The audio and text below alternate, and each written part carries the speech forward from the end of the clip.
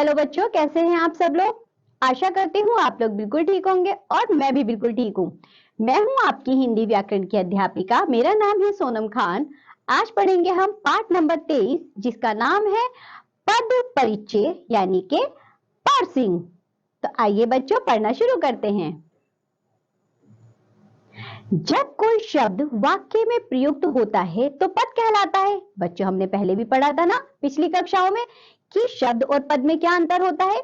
जब कोई शब्द वाक्य में प्रयुक्त होता है तो पद कहलाता है।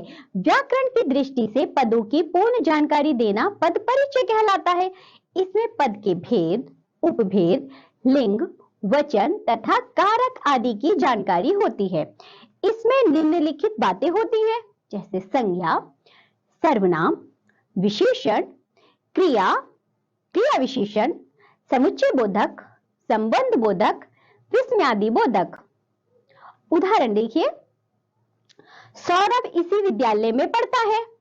बच्चों हमने एक वाक्य लिया, सौरभ इसी विद्यालय में पढ़ता है।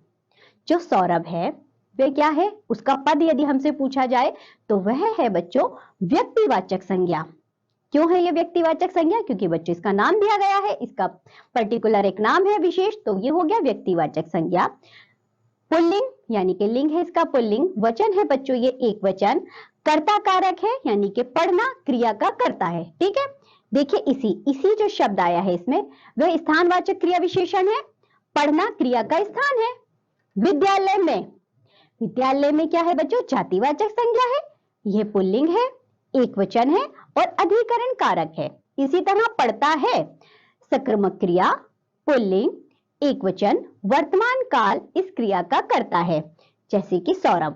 ठीक है बच्चों, तो हमने एक वाक्य देखा, उसमें आने वाले सभी पद यानी कि जो शब्द होते हैं उन्हें हम पद कहते हैं। उन पद का परिचय देखा कि वे कौन सी संज्ञा है या सर्वनाम है, पुल्लिंग है, कौन सा वचन है, कौन सा कर्ता है। ये सब बच्चों हमारे पद कहलाते हैं यानी कि पद परिचय कहलाते हैं। ये पाठ होता है हमारा यहाँ समाप्त। आज हमने पढ़ा पद परिचय, आप लोग इसे अच्छे से याद करेंगे, इसका अभ्यास करेंगे। अब हम मिलेंगे आपसे अगली कक्षा में, तब तक के लिए बाय बच्चों।